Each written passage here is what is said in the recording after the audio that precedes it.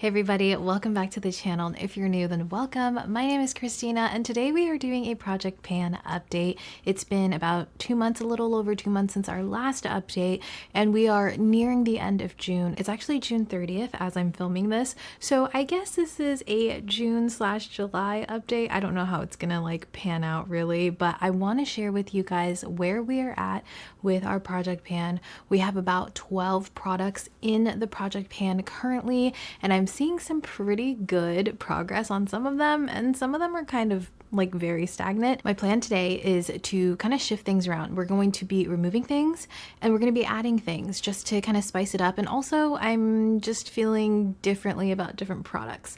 And that's a really big thing about these project pans for me, at least. I think it's a great way for me to really understand how products kind of fit into my routines, how I feel about them ultimately, and kind of move them through my collection. Sometimes it's a little bit difficult for me to commit to Project Pan usage because I'm testing products so often. Whenever I'm not using a lot of something that's in a Project Pan, typically it's because I'm testing out a product or multiple products in that same category. And it seems to kind of ebb and flow when we do an update. And the way that I kind of like to view and do my Project Pan as someone that does have to consistently try new products all the time is that usage goals are very helpful, and I view it as something that can kind of allow me to really get used and really deep dive and understand products and just essentially cycle through everything that's in my collection. Ultimately, we'll see if that ever happens. I actually want to start with the fragrance that we have in the project. This is the Lake and Skye 1111 perfume, the original 1111.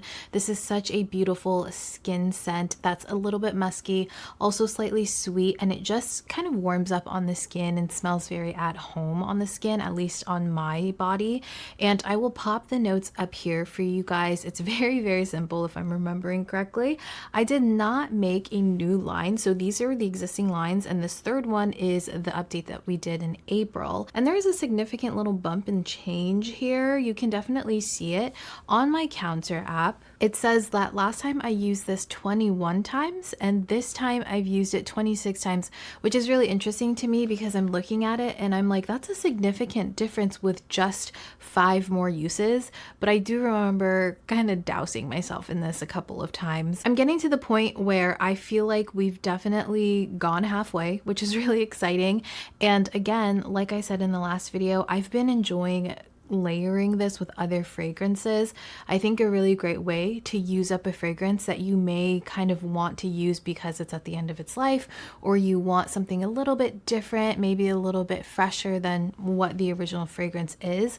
Layering fragrances has been such a fun thing for me to do, and it's really nice to find different combos that just work with what I'm feeling. I like layering this with fragrances that I find are slightly on the sweeter side because this tends to ground them a little bit and make them a bit warmer on the skin. So I really enjoy this kind of as a base fragrance, but it's also amazing on its own. I actually wore this to dinner one night and my sister-in-law was like, "What are you wearing? It smells so good." And she's actually very sensitive to fragrances as well. I've talked about this in the past. Fragrances can very easily give me headaches, so I have to pick and choose them very wisely, and she is the same way. I told her about this and she was like, "Man, that smells amazing on the skin." So yeah, very good. Such a beautiful scent, such a beautiful fragrance. I'm not over it, and I think I'm gonna enjoy this to the last drop. The Danessa Myricks Yummy Skin Water Powder Serum. This is another one that I have not made a mark on yet, but these 3 are the previous ones. And as I'm looking at it and the picture that I took earlier, you can see a little bit of a difference, which I actually think is great because this is a very thin, watery serum and you don't need a ton.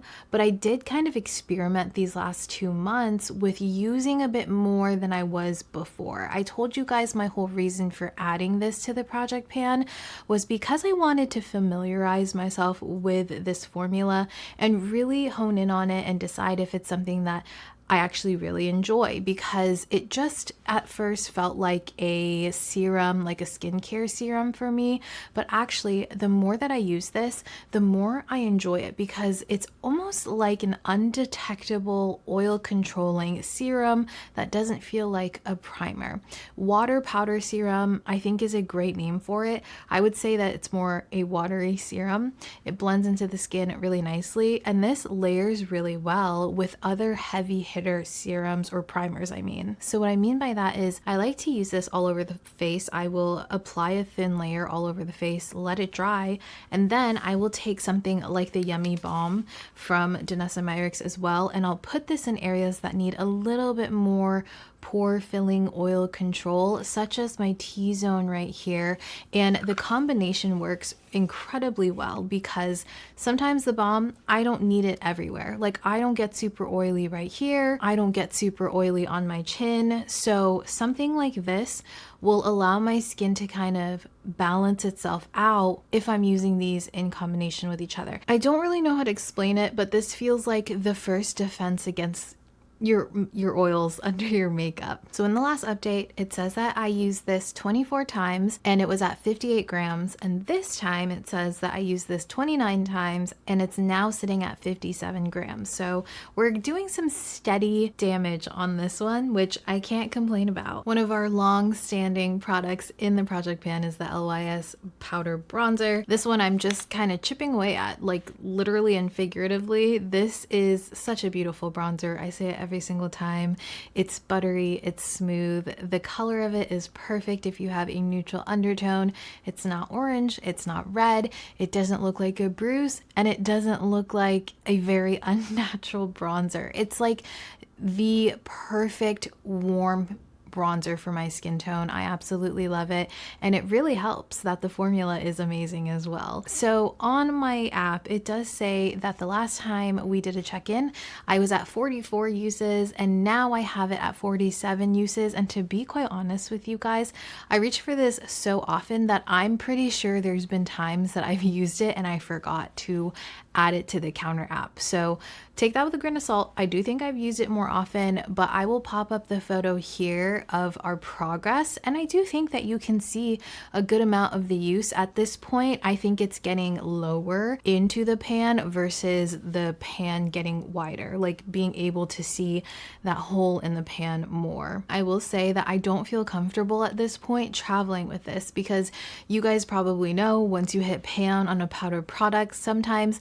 because it's so thin, it can very easily just break. It just doesn't have as much structure to it. And because I love this powder so much, I'm not willing to risk that. So I'll usually travel with a different bronzer, which is fine, but I used to travel with this all the time. And this has permanent residency on my vanity at all times. Let's talk about the two things that I added last time to our project pan. One of them I said I was going to add to replace a product once I hit the usage goal, which I assumed would be between the last update and this update. And then one of them I had already started and implemented into our project pan. The first one being the Makeup Forever Skin Boost Skin Tint. I've talked about my relationship with skin tints recently, like this past year.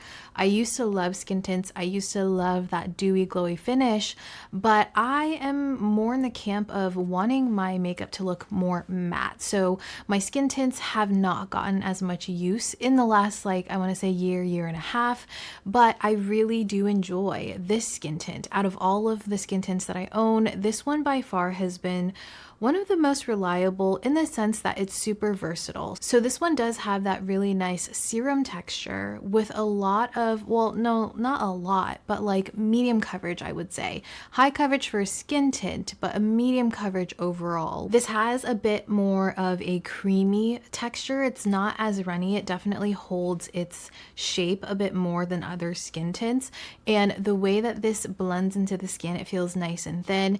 While it does add a good amount of hydration to the skin. It's not too much, and it's not too much of a greasy layer to where you can't powder it down. That's very important for me because I am liking that more matte look, or just more of like a, I guess I would say more of a satin matte finish. This one allows me to do that, but I can also just pinpoint powder and my skin will look nice and dewy without looking greasy. So this is a great option if you are someone that does have more oily skin. You kind of want to lean into a little bit of that fresh face dewy look without turning into a grease ball throughout the day. It's such a good one. I did talk about this in like a skin tint showdown. I will link that down below for you guys if you're interested in seeing like the entire wear test that I did with this.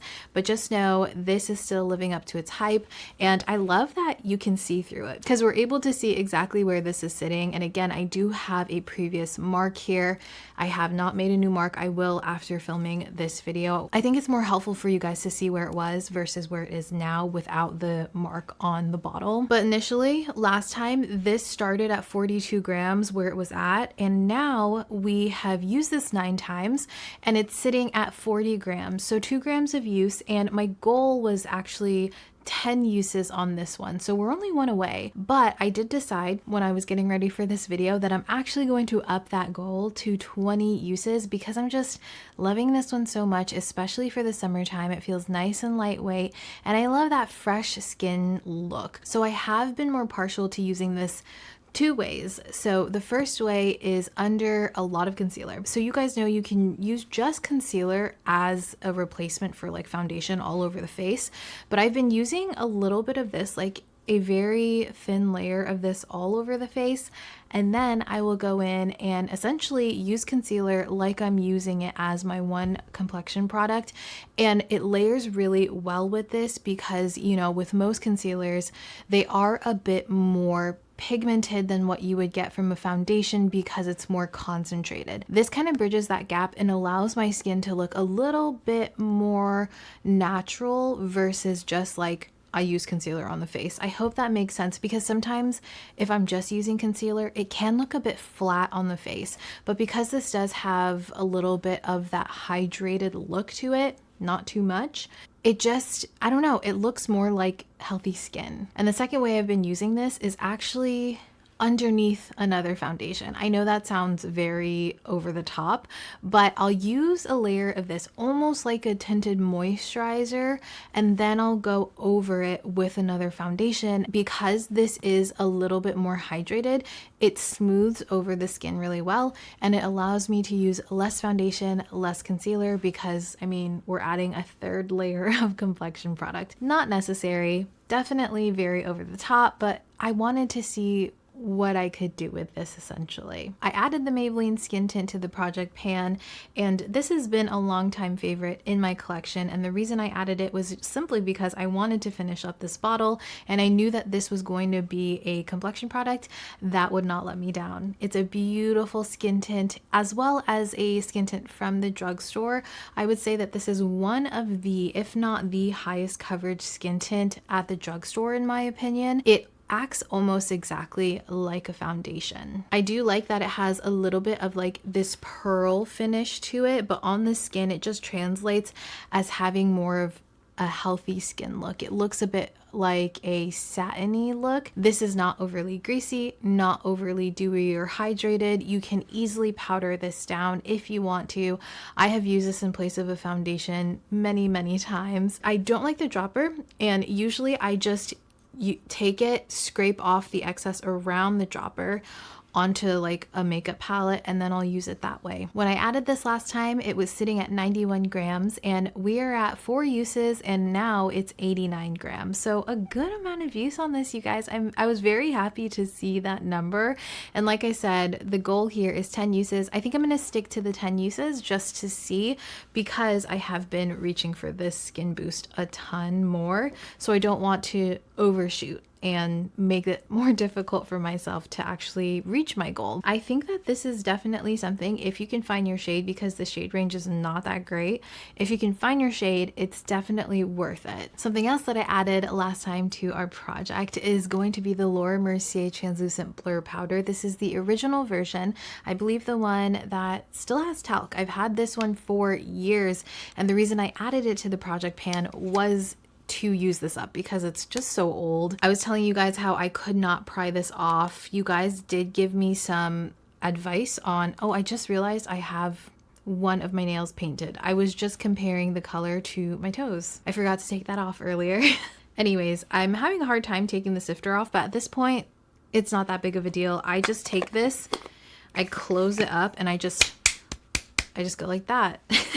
And I get all the powder in the cap and on the top right there. I don't know if this is gonna last until our next update, you guys, because I have to really like move this around and tap at it a ton to get any product. So I'm very excited about that, to be honest. When I weighed this last time, it was sitting at 80 grams, and now we are at 10 uses at 77 grams. I'm just using this until it's finished. I have the usage here just because I was already counting it, but I am going to use this up. I think it's such a good staple if you have oily skin. I also feel like if you have normal skin, you could probably still use it without having any issues.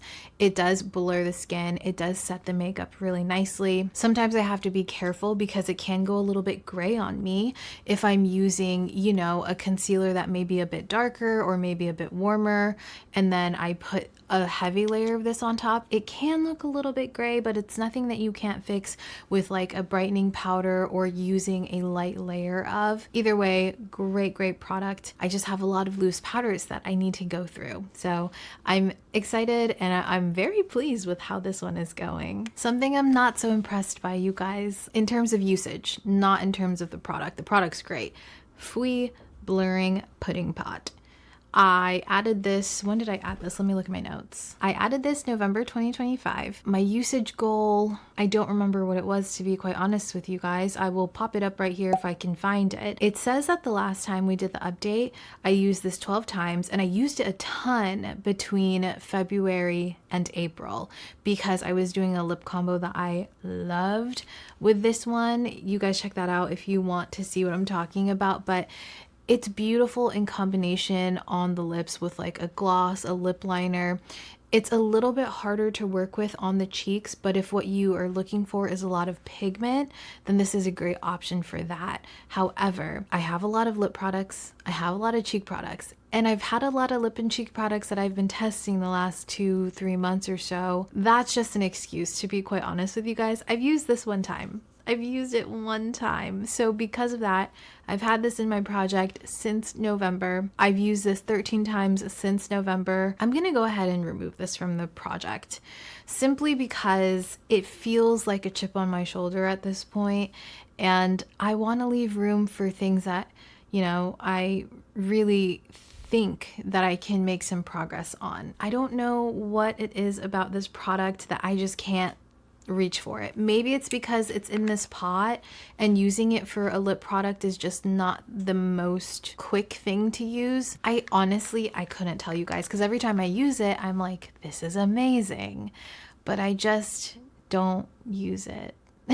I know that sounds so silly. I think I'm just gonna go ahead and remove it. Something I think we're making a lot of great progress with is the Makeup by Mario Shaping Serum. This one has 4 different marks, and again, I didn't add a new one yet, but I will. So last time this was sitting at 60 grams and this time it's sitting at 59 grams.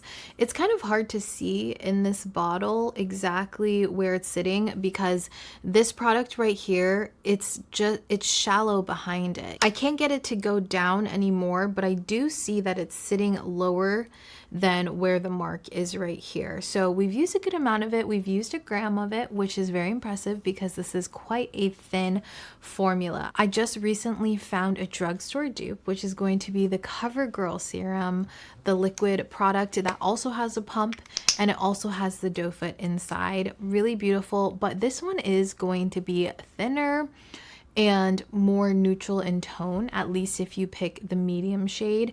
And in the CoverGirl one, I have shade 40, I believe, and that one's a bit more on the warm tone side. It leans a little bit more red, but for all intents and purposes, the texture, the formula, the way it applies, very, very similar, you guys. You know, I really like this. I know that not a lot of people do like it, but I do believe that this is a great layering product.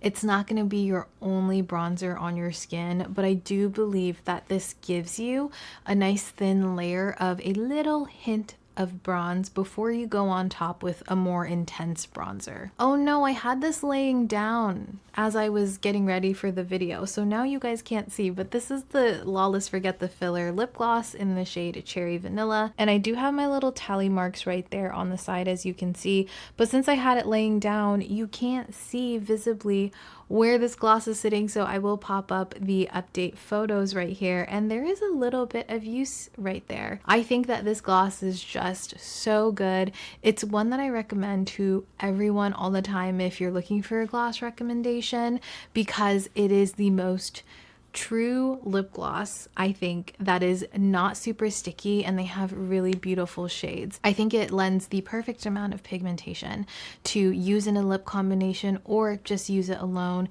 It feels really nice. It's slightly minty on the lips, and the Cherry Vanilla one just smells so lovely. It smells exactly like it sounds, cherry and vanilla. I definitely think that I'm just gonna use this until it's all finished up, you guys. I'm getting to the point where I have to slightly scrape at it, which is very exciting to me. I have so many lip products that I love, and this one is included. And for the amount of time that this has been in the project pan, that's really impressive to me, because there hasn't been a time where I'm just itching to just be done with this. I really, really do like this. I enjoy it a lot. Let's talk about our two lip liners. So firstly, the Glossier Buff Lip Liner. This one, you guys, I decided there wasn't a significant change, so I just drew a little arrow here to our last progress photo tally mark, and I'm not surprised by that because I haven't been reaching for it. I feel like I've been saying that a lot recently about this one, so I'm wondering if it's a good idea to keep it or if I should start considering cycling it out. I don't know. I'm kind of just sitting on it, you know, because it's such a reliable lip liner. The color is great. I think it's a great contour type of lip liner, so it goes with so many different lip combinations, and it does slightly dry down, so you get a good amount of wear on this. It's not your typical wood pencil. It does have a little bit of that film, like that long wearing film to it, which is not a bad thing. I actually prefer that a lot of the times because you don't have to fuss with your lip liner a lot. I think I'm going to keep it for now. I think I will keep it in our project, but really not a lot of progress here, which is okay. That's totally normal in a project pan, you guys. I used to kick myself for not having significant changes in my products, but at some point I was like, yeah, that tracks.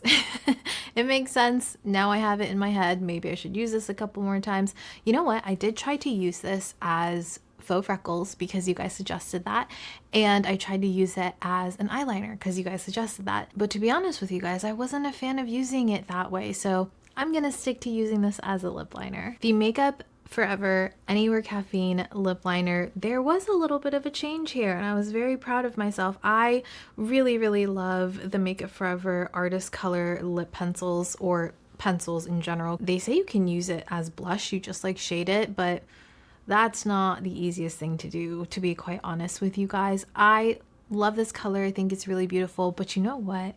I pulled out my Wherever Walnut, this one, and I've been loving that. Before I was like, oh, I'm not a big fan, and I've been more into pinky lip combos, and that one has just been fueling that love currently.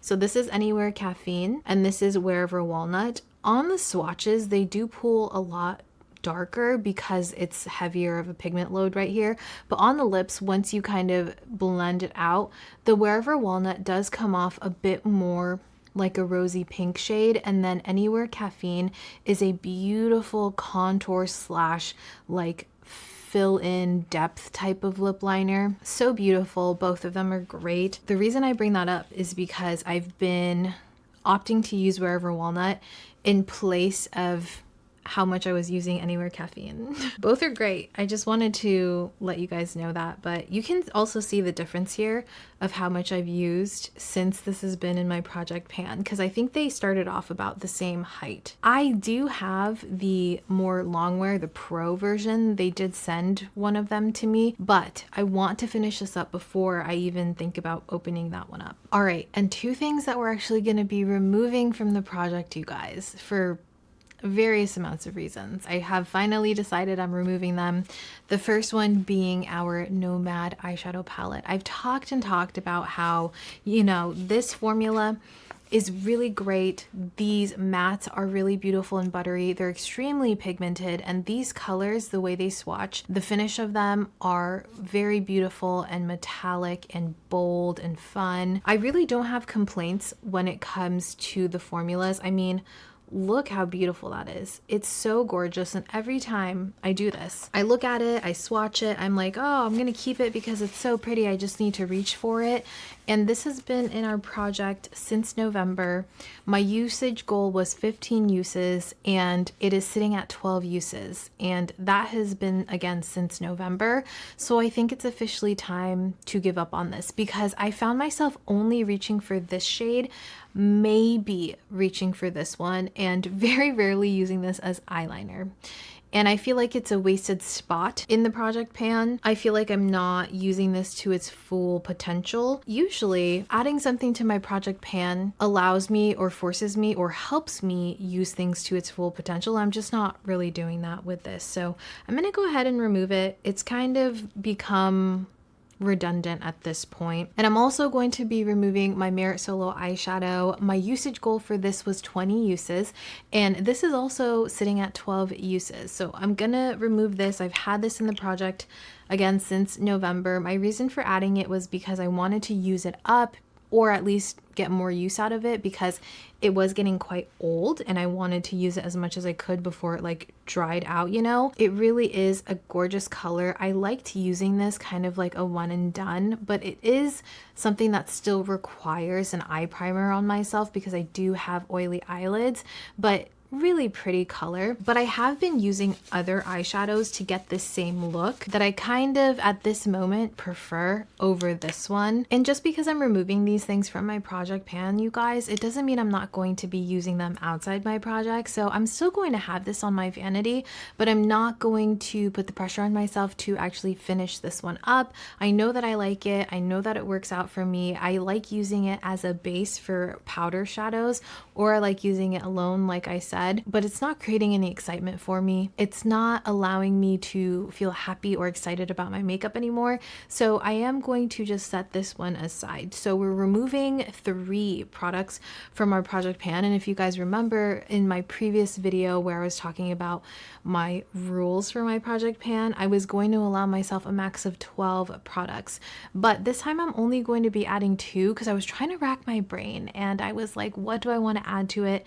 And I didn't want to jump in and just add something to fill a spot. So I'm adding 2 products that I have been very steadily chipping away at. And I think the extra push to put them in my project will help me actually finish these up. And these are both eye primers. You guys ask me all the time what I would recommend for eye primers. And to be honest with you guys, I don't have like a holy grail favorite eye primer. I just jump around with eye primers that I have, but these are pretty consistent ones. And I want to finish this one up. As you can see, this packaging is just coming apart. You can see that soft touch packaging just kind of flaking away. And I'm so sick of that. I can't do it anymore, you guys. So I need to finish this. And this is also very old. It doesn't smell. It's still fine. I don't think they even sell this anymore. I think they might have discontinued this. and I like it enough. It's just a clear eye primer. It isn't the strongest hold, but it also does help with my oily eyelids. So I do want to finish this up. I will pop up a picture here for you guys for our starting point. This is going to be something that I'm going to weigh, since we are going to attempt to just finish this all the way up. There isn't really a point for having a usage goal. And then the second eye primer I have right here is the Ulta Beauty Matte Eye Primer. I got this, I think, in 2024. I got it as a gift, like a Secret Santa gift exchange thing, actually from Kelly Gooch. And this is something that they actually repackaged. I don't know if it's a new formula, but whenever they had refreshed the Ulta Beauty collection, they had refreshed this as well. So this is an old package, and I do like this eye primer, but sometimes I find that it can skip a little bit, like it can dry down a little bit and look a little crepey, but just on the outside of my eyelids. But it doesn't really make too much of a difference once I actually put an eyeshadow powder on top of it. But like I said, I have had this for quite a while. I think it's been maybe 2 years now. And you need so little of it that it's going to last you forever. But at this point, I feel like I just need to use this up. Like, I'm kind of itching to find a new eye primer, but I want to make sure that I use these before I go out and start buying other ones, you know? So I am going to add this. I'm going to weigh this as well. I don't know if I'm going to be able to fully finish this one up anytime soon. So I'm not going to add like a usage goal. I don't think. I'm just going to weigh this and we'll see how this does in the project. I know these aren't exciting additions, but I don't think that it necessarily always has to be when it comes to a project pan. It's just, this is real, this is realistic. These are products that I'm like, okay, let's finish these up. All right, you guys, that's all of the progress that we've made. Short and sweet, kind of just a little update to show you guys exactly how I've been doing on everything. If I do end up adding another product to hit that 12 mark, like if there's something that really calls to me, we'll probably talk about it in the next update. Let me know if you guys are enjoying this like 2 months type of product update. I feel like 2 months is good though, at least for me, because it allows me more time, since like I said, I'm typically testing a lot of stuff in between. I hope you guys enjoyed this video, and if you want to see our Project Pan series here, then I'll leave the playlist right here for you to easily access. Until next time, you guys, I hope you take care, and I will see you very soon. Bye.